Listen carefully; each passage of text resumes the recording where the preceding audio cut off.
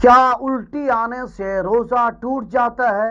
دیکھیں، اس سوال کا جواب یہ ہے، چنانچہ حدیث مبارکہ میں آتا ہے، یہ حدیث سنن ابو داؤد میں موجود ہے، اور یہ حدیث جامع ترمذی میں موجود ہے، اور یہ حدیث سنن ابن ماجہ میں موجود ہے۔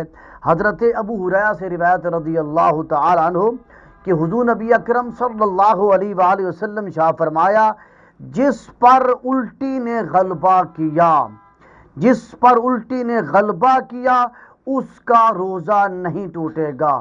یعنی اس کا مطلب یہ ہے کہ اگر کسی شخص کو خود بخود الٹی آ گئی، چاہے وہ الٹی تھوڑی ہو چاہے وہ الٹی زیادہ ہو، منہ بھر کے آئے، تو اس سے روزہ نہیں ٹوٹتا۔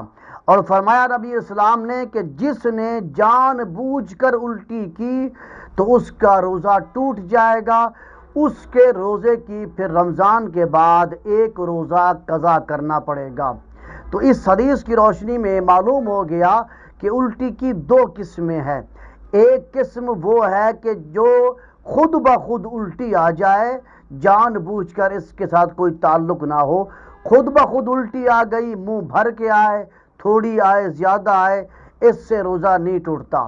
لیکن ہاں، اگر کسی کو خود بخود الٹی آ رہی تھی، اس کا منہ بھر گیا، اس نے باہر ہی نکالی، پھر وہی پانی وہی الٹی اس نے اندر پی لی، تو اس سے بھی روزہ ٹوٹ جائے گا۔